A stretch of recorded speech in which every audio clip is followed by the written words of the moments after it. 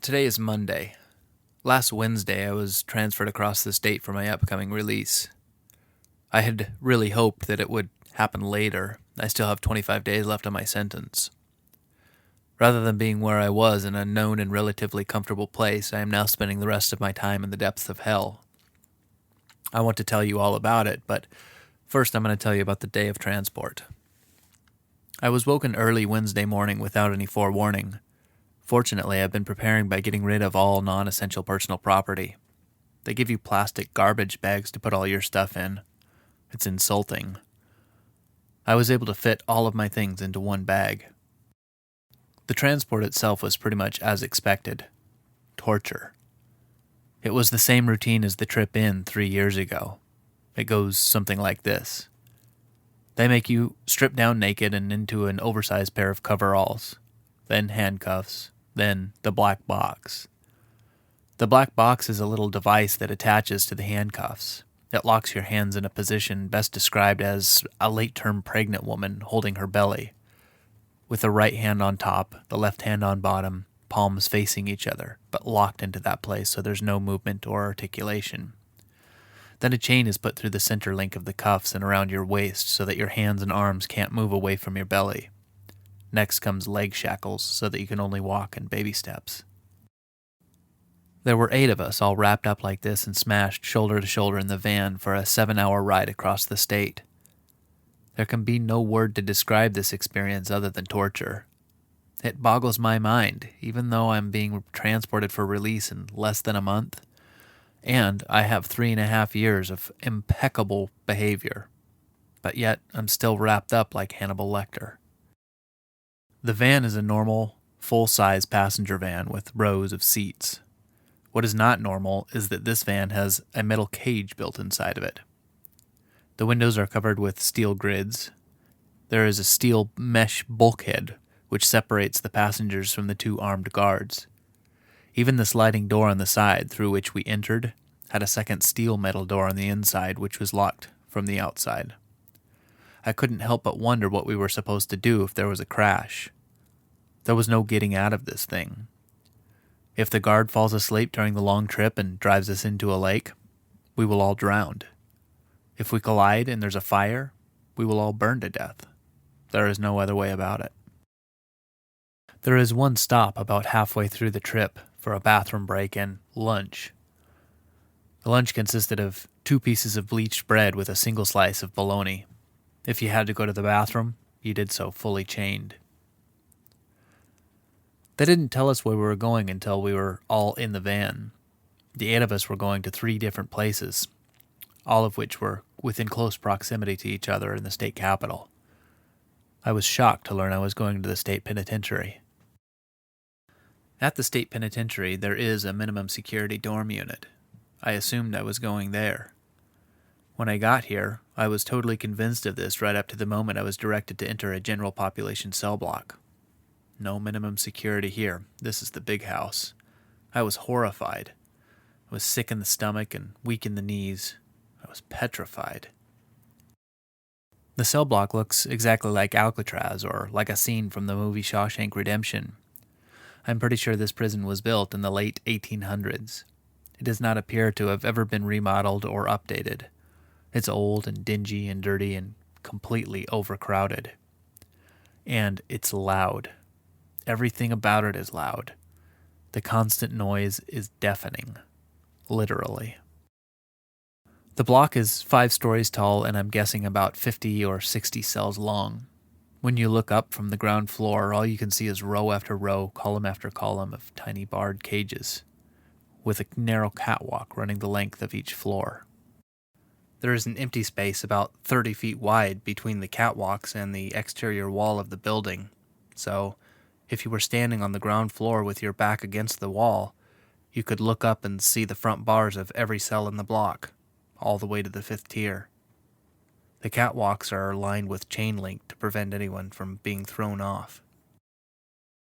I was directed to the 3rd floor, right in the middle. When I got to the 3rd floor, there was a guard sitting inside a cage at the entrance to the catwalk. I stood on a large landing, looking in at him. He is in there for his own safety. His cage is made from the same bars that the cell doors are made of, but also there is a close pattern metal mesh. This protects the guard from having anything thrown at him. It also prevents a prisoner from reaching in and strangling him. The guard has control of every cell door on the catwalk. He also has control of a pair of emergency lockdown doors, one at each end of the catwalk. When things get crazy on the catwalk, he shuts the doors at either end and things can play out. There are huge doors all over this place which can close automatically and lock down specific areas when riots break out. Riots do happen here. I told him my cell number, 368. Again, right in the middle of the entire cell block. His control panel for the cell doors is early 1900s technology. There are switches and levers that he can manipulate in order to slide open and close the steel bar doors of each cell. He kind of looks like the Wizard of Oz in there. The walk down the catwalk seemed to take hours. I could feel eyes watching me as I passed each cell. I had no idea who or what was waiting for me inside this cage. I was about to be trapped into a very small space with who knows what kind of malfunctioning human. On and on I went until I finally came to the cell marked 368. The door was opened. I cautiously looked inside. I saw a man sitting on the bottom bunk with his hands in his lap and his head slightly lowered. Our eyes met, and I immediately knew he was more scared than I was. A wave of relief went through me. I asked if I could come in. Then quickly I said, "I don't care what your charges are. I'm not hostile and I don't judge." Instantly, the color returned to his face and his body relaxed. He had a slight look of elation, like he had just survived a 100-foot freefall without a scratch. I pulled the door closed and was silent for a few moments. I just stood there while I took this place in. I couldn't believe how small it is. I can reach my arms across the width of it. With my palm flat on one wall, I can easily touch the other. It's about 5.5 feet wide. When I lay on my bunk, my feet touch the bars of the front wall, while the back wall is less than 2 feet above my head. It's just under 8 feet deep. That makes it about 44 square feet in total, for 2 human beings. The bunk is small. Either my feet or my head hang off one of the ends. It's no wider than 2.5 feet, barely more than shoulder width. The mattress is about 2 inches thick. It's been used by every prisoner before me. It's lumpy and worn out. Did I mention how dirty this place is? I wasn't given a pillow, but that's just as well. I don't really want to put my head on a prison pillow. I use my coat, which really isn't much better, because it's prison issue and who knows what flea-ridden human wore it before me. The mattress sits on a noisy metal shelf which is welded to the wall. The metal has a warp in it, so every time I move it sounds like a Chinese gong. I spend most of my 24-hour day on this platform. The ceiling in here is low, under 7 feet, so I can only sit with a mild crouch. If I straighten posture, my head hits the ceiling. I sit Indian style, but hunched over, till it hurts. It's very uncomfortable. There is no other place to write, so I lay on my stomach till my back aches. Then I get down on the floor and stretch and do push-ups. Sometimes I just stand and stare at the outside wall across the 30-foot gap. There is absolutely nothing to look at, but sometimes I do it for an hour or more because I can't lay down or crouch anymore. Standing puts me in my cellmate's space. He often interprets this as an invitation for conversation. I don't like to talk with him. I'm just waiting for the door to open for the last time. On the back wall of the cell there is a unique to prison plumbing fixture. It is a sink and toilet combination. It's made of white porcelain and probably came from 1910. The sink is a tiny bowl with a funny spout. It has one hole on the top and one on the bottom. If you hold your finger over the bottom hole to prevent the water from coming out, it spouts out the upper hole so you can take a drink, water fountain style. You have to hold this with one hand and the button to activate the water at the same time if you want to drink. There is no choice except to become familiar with your cellmate's bowel movements and his smells. There cannot even be the pretense of privacy or personal space. The only thing that can be done is to offer an apology and warning. Sorry, dude, I gotta poop. Then the non-pooping party can position himself to face away from the offender. We often resort to hiding under a prison blanket for privacy and for mild relief from air pollutants. When I sit at the toilet, my knees have to be turned sideways because there is a small bench for sitting at the wall table. There is just no room in here. The wall table is welded to the wall across from the bunks. It's too small to use for writing and is not at all useful. It's mostly in the way. There are a couple of drawers under the bottom bunk, a few shelves on the upper walls, and a light fixture with a single unshaded bulb protruding into the room. There is one electrical box with a switch for the light and one standard double electrical outlet. There is also a coaxial cable hookup for the TV. We get 50-plus cable channels of absolute shit to watch. The walls are dingy and dirty and have not been painted in years. They are covered with a kind of graffiti art which is sometimes astonishing, but always expressive. Everything is made of metal. The shelves, the bunks, and even the walls, which are not more than a quarter-inch thick, are metal. Only the floor and ceilings are concrete. It feels and sounds like we are below deck in a metal ship. Everything clunks and clanks and makes loud echoing noises, especially the water pipes. When a sink is used on the cell block, everyone can hear the pipes whistle. There is a tremendous whoosh sound when any toilet is flushed anywhere on the cell block. To add to this chaos, there are buzzers and bells ringing for God knows what reason all day long. It's like this all day. It's like this all night. It never stops. It is so freaking loud. There is hardly enough room for both of us to be off our bunks at the same time. I grew up in a double-wide mobile home with 6 siblings. I'm familiar with living in close proximity.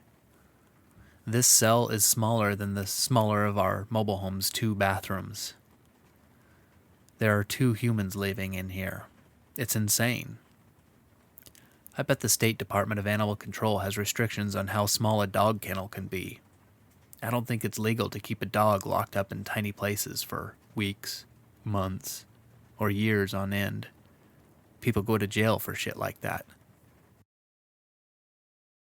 When I first got into the cell, I spent several hours getting to know the guy I was going to be trapped in here with. As it turns out, he also arrived that same day, only a few hours before me. He was coming directly from the DOC intake facility. He is brand new to prison. He said he had spent about a year in the county jail while he was fighting his case, at the same county jail I had been in over 3 years ago. This guy is a little goofy. He's a bit developmentally challenged. He's also ADD, ADHD, bipolar, probably 10 other things. He is very heavily medicated. It seems like the door is always popping open for him to go downstairs and take meds. He is one of countless thousands who have been failed by our culture's health and education system. Locking people in cages is what this culture does with people it doesn't know how to help. Not long after I arrived, the neighbors began knocking on the wall and asking who we were. Between the time I had gotten out of the van and the time I had entered my cell, I had been asked if I was an SO at least 5 times. After being forced to play this game for so many years, I've developed a strategy. Most everyone will advise you to lie about it, to avoid being the target of some caged monkey's rage. The staff especially advise this. But I have seen situations where people lied and were accepted as good dudes, only to be later found out. It is very dangerous to do this. It is common for prisoners to secretly ask family members or friends on the outside to look up other prisoners' charges in the public records. When good dudes eventually learn of this perceived betrayal, they come unglued. They get all butthurt and self-righteous. A guy could get really hurt, or even killed. The guys who call themselves good dudes want to see everyone's court documents in order to verify the nature of each prisoner's charges. Many guys will quickly volunteer their paperwork in order to appear as good dude as possible. If you can't or won't produce paperwork, you are a sex offender. I've read that the prison population can fluctuate to as much as 50% SO. This leads me to believe that at least some of the guys are having their families produce faked indictment papers in order to throw the good dudes off. Often, the really aggressive good dudes are SOs trying to avoid being discovered. These guys are responsible for perpetrating a great deal of discrimination and suffering on known SOs in order to appear extra good dude. My policy is, when asked, tell the truth, without showing fear. If they smell fear, they will jump all over you. If you tell them you're a good dude and then later found out, you're going to be in big trouble. If you tell them to mind their own business, they automatically know you're an SO. If you tell them you're cool but you can't produce paperwork, they know you're an SO. They can tell by looking at me. They can tell by the way I talk and the way I carry myself. It's not that I'm meek or weird. It's just that I don't speak as if I dropped out of school in the 4th grade, nor do I carry myself like a thug or a punk or a gangster. I don't walk around with a strut or a fake limp, and I don't have any tattoos. I'm not loud and obnoxious. I have all my teeth. I don't think violence is a form of entertainment. I read. I am not like them, and they know it. I clearly don't fit here. Since I don't fit with the punks and the thugs and the Neanderthals, even they can deduce that I must be an SO. Therefore, I tell the truth without blinking or flinching, and I deal with what comes. When the neighbors asked if we had good paperwork, I simply said no, and my cellmate just about peed his pants. First, he couldn't believe I was an SO. Second, he couldn't believe I outed myself. He kept asking me in a hushed voice, "Really? You're an SO?" I could see his wheels turning. In an earnest voice, he said, "I'm an SO too." No shit. I knew this the second I saw him. Then he announced to the neighbors that he too was an SO. If a good dude gets celled up with an SO, the other good dudes expect him to do something about it. Otherwise, he will become suspect or targeted. Essentially, when I outed myself, I also outed my cellmate. That really freaked him out. In these situations, there is always an instigator. The knuckle draggers gravitate towards the lowest common denominator. The loudest and the dumbest, the most broken and damaged monkeys set some kind of pace for the group who flock towards this chaos like moths to the flame. They all follow his lead. The instigator started asking questions. He wanted to know where we had come from and how long we'd been down. I told him I came from the creek and that I'd been down for 3.5 years. I told him I only had a month to go and that I was just here to be released. I told him I wasn't interested in getting involved in any politics. I'm just here to do my 30 days and get out. He thought it was odd that I came here to the penitentiary from a minimum security prison. Yeah, me too. He asked if I got kicked out. The main reason someone would be sent from a minimum to a big prison is for fighting. If the good dudes believe you're willing to fight, they'll give you a little distance. I let him believe this was the case. No good dude wants to be known as the guy who got handled by an SO. If he thinks there's any risk, he is unlikely to take the chance unless he's pushed into it. Then he started in with my cellmate. Fresh meat. The instigator quickly became aware of this. This poor guy was wearing his fear so clearly it was showing right through him. This got the neighbors all excited like monkeys in the zoo. They got louder and fed off of each other. The neighbor began to explain that everyone on this tier is a good dude. They don't want any SOs messing that up. There is no possible way this was true. My cellmate, in a panic, began offering to pay rent. He blurted out that he was new and didn't have any money or commissary to offer, but they could have his food from the chow hall. I immediately told him to shut the fuck up, but it was too late. The whole tier went mad with excitement. They were banging on the thin metal walls and saying things like, "Someone's got a new girlfriend." A bit later, they started asking each other what they wanted on their Christmas list and making lists of all the things they were going to make us give them off the commissary. This racket went on all evening into the night. Locked in the cell, most of the day we were safe from physical attack, but the barrage of verbal assault caused enough stress and anxiety to kill an elephant. I didn't sleep at all. Prison doesn't have to be like this. The guards allow it to be this way. They even facilitate it. I've seen guards encourage it and look away. They know what's going on. Guys who go to war come back with PTSD, post-traumatic stress disorder. The prison experience is without a doubt traumatic. It is meant to be painful. It's the whole principle behind punishment. The men who leave prison do so more damaged and wounded than they were before they went in. They're not healthier, and they're certainly not rehabilitated. Those who leave prison carry tremendous wounds and possess no tools except addiction to temper their hurt. It's not too different from your war veterans. Prisoners and former prisoners suffer from a unique prison-specific type of PTSD. What is mind-blowing about this is that our so-called civilized culture is mechanically manufacturing this deliberate injury on an industrial scale. Each day there are 3 meals and 1 opportunity to go out to the yard. If we go to all 3 meals and the yard, we will still spend 20 hours a day inside this tiny metal cage. The yard is a very scary place, and there is a tremendous amount of prison politics. There are places one can and can't be, and people you can and can't talk to.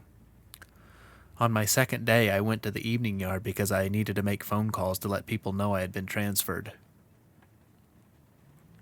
The phones are only available out in the yard, so despite all the politics, I had to go out.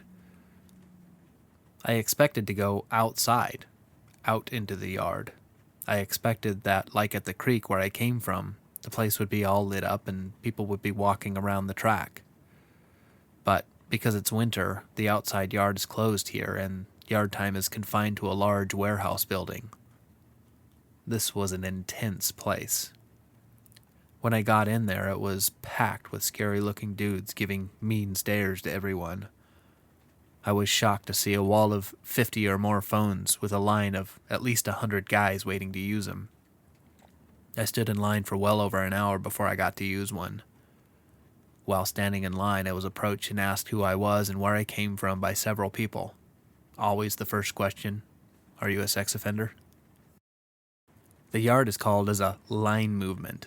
This means that at certain times, certain doors will be open and a line movement is allowed for specific groups of prisoners to go to pre-designated places, like work or to the showers, which, by the way, are only offered twice a week and SOs are on display in the very front row. There are line movements for church services or to go to meals or other programs. During the day, the place is constantly switching from one line movement in one direction to a line movement in another direction. Nobody explains any of this. You have to figure it out. A prisoner is responsible to be wherever he is designated to be. If you have a work assignment, the proper doors will be open for you to get there at a specific time. It is up to the prisoner to walk through those doors. If you accidentally miss a door or remain in your cell, you are classified out of designated area. This is big trouble. The yard line movement is called one direction only. If you decide to go out to the yard, you must remain there until an hour later when the yard is called in the opposite direction back to your cell. When the doors are closed, they're closed, rain, snow, or sunshine. After I finished my phone calls, I couldn't go back to my cell until a line movement was called. I had to find a place to sit and appear cool and confident, but not like I thought I owned the place. I sat there and took this place in. There were way too many people for the space, and way too few guards. After having been in prison for a while, I've become accustomed to living with a constant tension, but this place was on a whole new level. There was a static in the air, just waiting for a reason to become lightning. I couldn't wait to get out of there. I do need to make some more phone calls before I get out, but I won't be going back to the evening yard. I've not yet tried the daytime yard experience, but I'm going to have to do it sometime. I don't know why I've been sent to this prison. I had hoped maybe this was just an overnight stop on my way to some other place.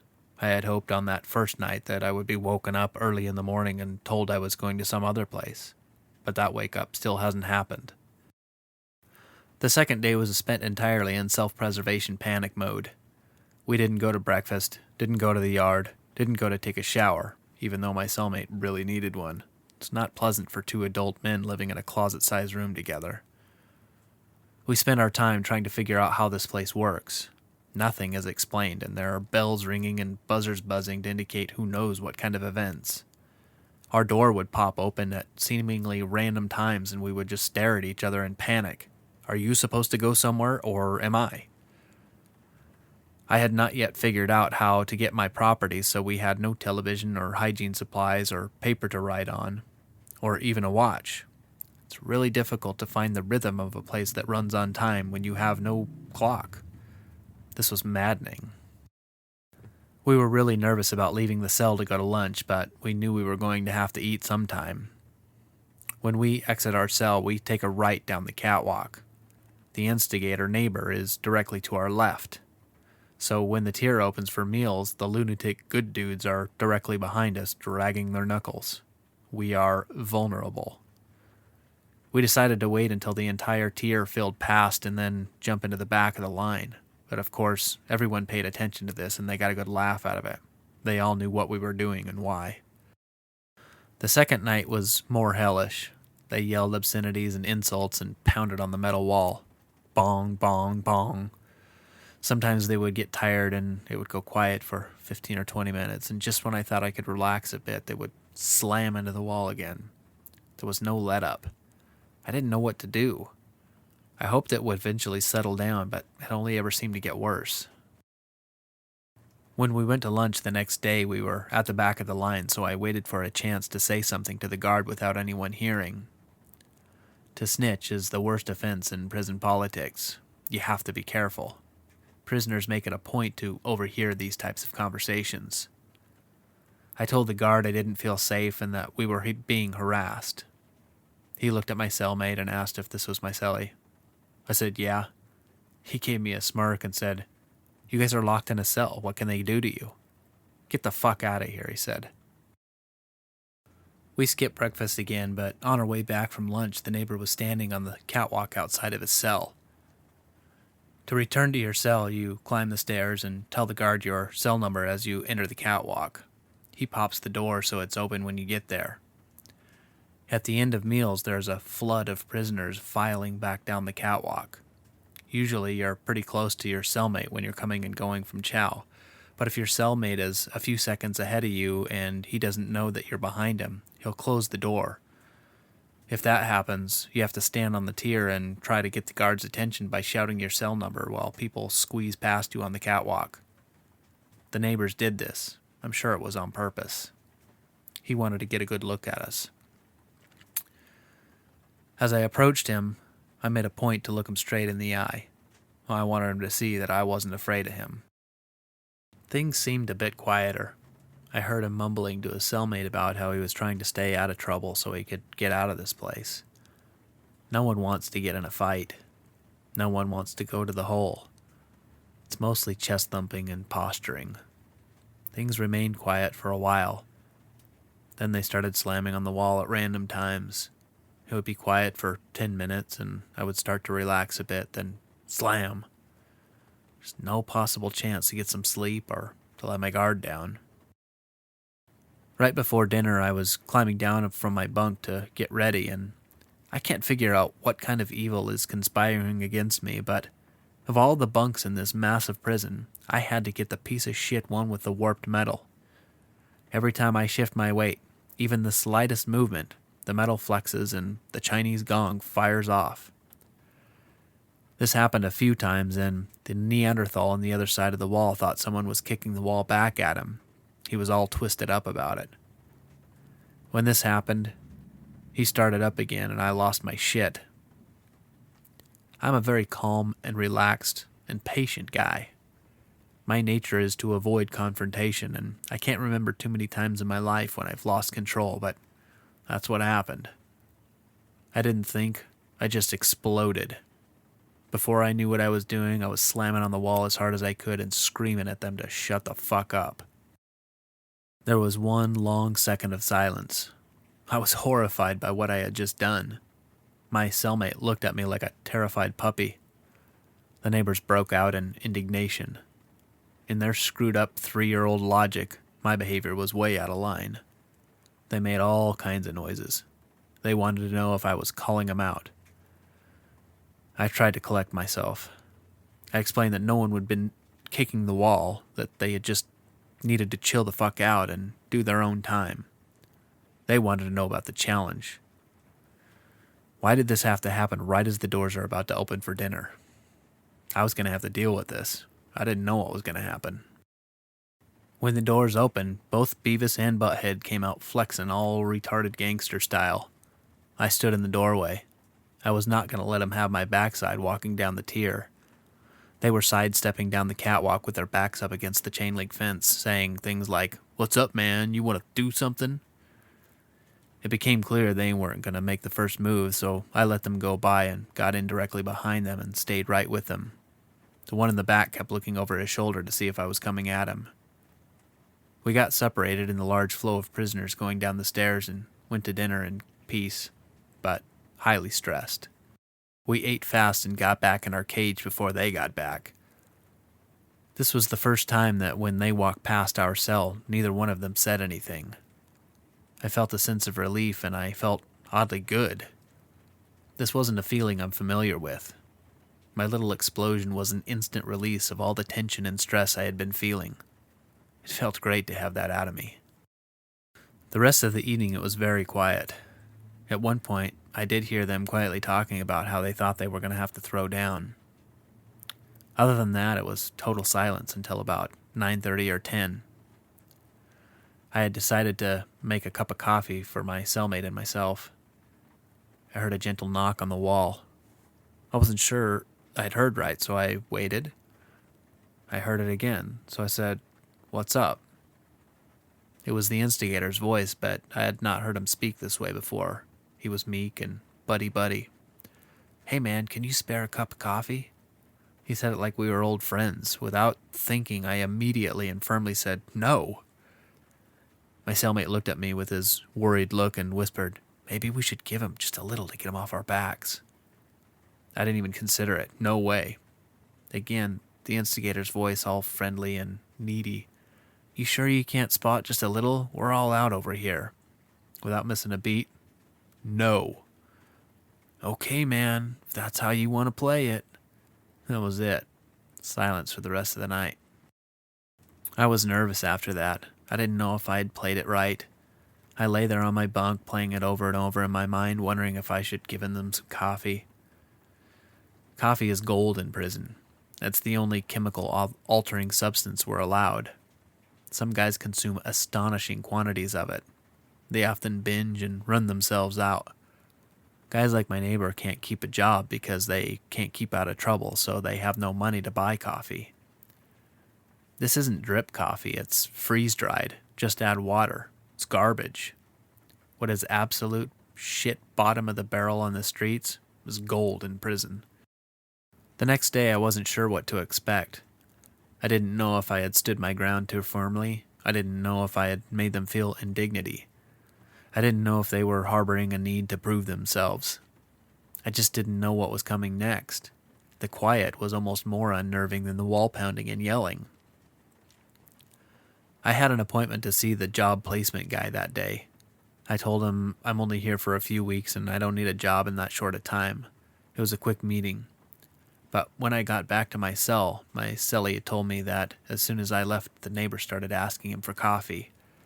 He told them that if he had any, he would have given him some, but he didn't. That was the only interaction that day. Now is another day, and it's been quiet. Aside from mean-looking stares every time they pass, they have left us totally alone. I'm still not certain of what this means, but I'm starting to feel like maybe I can let my guard down just a little.